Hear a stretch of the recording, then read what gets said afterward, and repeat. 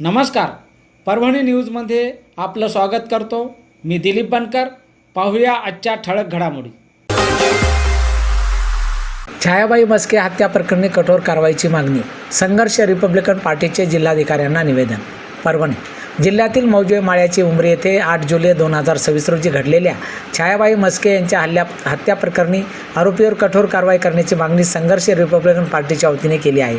जिल्हाधिकारी परभण्यांना निवेदन सादर केलेल्या निवेदनात जगन्नाथ लक्ष्मण गोरे, विश्वदत्तराव गोरे यांच्यासह इतर संबंधितांना तातडीने अटक करून त्यांच्यावर खुनाचा गुन्हा तसेच अनुसूचित जाती जमाती अत्याचार प्रतिबंधक ॲट्रॉसिटी कायद्यानुसार गुन्हे दाखल करून कठोर शिक्षा देण्यात यावी अशी मागणी करण्यात आली आहे.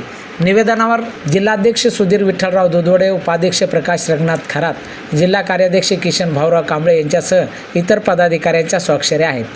SP साहेबांना माझं म्हणणं आहे की माळ्याची उमरी या ठिकाणी काही जातीवादी लोकांनी आमच्या दलित महिलेला मारहाण करून तिचा मृत्यू सरकारी दवाखान्यात झालेला आहे. योग्य ती कारवाई करून आरोपींना ॲट्रॉसिटी ॲक्टप्रमाणे 302ची कलम त्याच्यावर लागावा व त्या बाईला न्याय मिळवून द्यावा ही आपल्या SP साहेबांना विनंती आहे.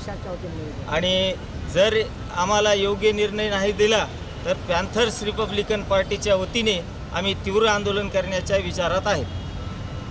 आणि याचबरोबर हे बातमीपत्र संपलं. पुन्हा भेटूया पुढील बातमीपत्रात. शहरातील ताज्या घडामोडी जाणून घेण्यासाठी पाहत राहा परभणी न्यूज.